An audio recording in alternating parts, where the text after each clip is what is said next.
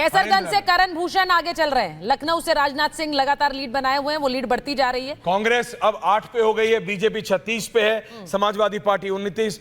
We are talking about Uttar Pradesh, we are talking about the state with the largest number of seats. BJP 36, Samajwadi Party 29, Jitin Indian Prasad national Congress Pilibhit से पीछे चल रहे हैं। हाँ, जितिन प्रसाद ये अभी आगे चल रहे थे।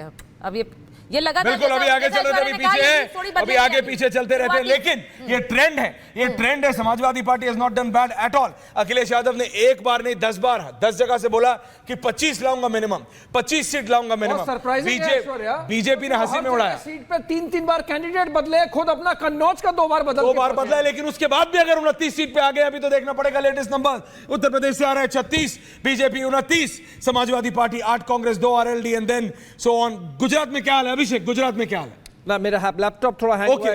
इलेक्शन कमीशन ने 442 सीट्स के लीड दे दी है ऐश्वर्या। बीजेपी 202, कांग्रेस 78, 78, समाजवादी पार्टी 28 पर लीड कर रही है। 442 सीट्स बाय इलेक्शन कमीशन। अभी 23 और 3 अभिषेक, मैं आपको बता देता हूं, 23 और 3 है गुजरात का। गुजरात में 23 और 3 है, 23 बीजेपी और 3 कांग्रेस। जो 3 कांग्रेस को वो दिखा रहे हैं वो है बनासकाठा, वो है पाटन और वो है साबरकांठा। वो तीनों जो एक साथ है ऊपर, वो दिखा रहे हैं बनासकाठा, साबरकांठा और पाटन। ये तीनों में वो दिखा रहे हैं कांग्रेस, और वो कह रहे हैं कि बनासकांठा से गैनीबेन नागजी ठाकुर हैं और चंदन जी टालाजी ठाकुर हैं, ये हैं आपके पाटन से। और साबरकांठा से हैं चौधरी तुषार अमर सिंह। और इलेक्शन कमीशन के यूपी डेटा में जो अभी नेक टू नेक चल रहा था बीजेपी एसपी, उसमें अब 10 का फर्क हो गया। बीजेपी 38 पर आ गई है, सपा 28 पर है। तो अब 10 का फर्क इलेक्शन कमीशन के डेटा में, जो कि अभी 73 सीट्स दे रहा है, 73 सीट्स। तो ये लगातार ये चेंज होता जा रहा है ओवरऑल डेटा। एक बार फिर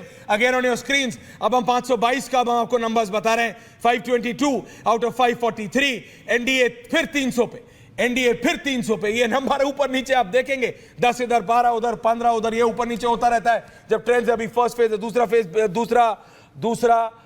दूसरा चरण बिल्कुल जो गुजरात में काउंटिंग का है वो बिल्कुल खोलने वाला है।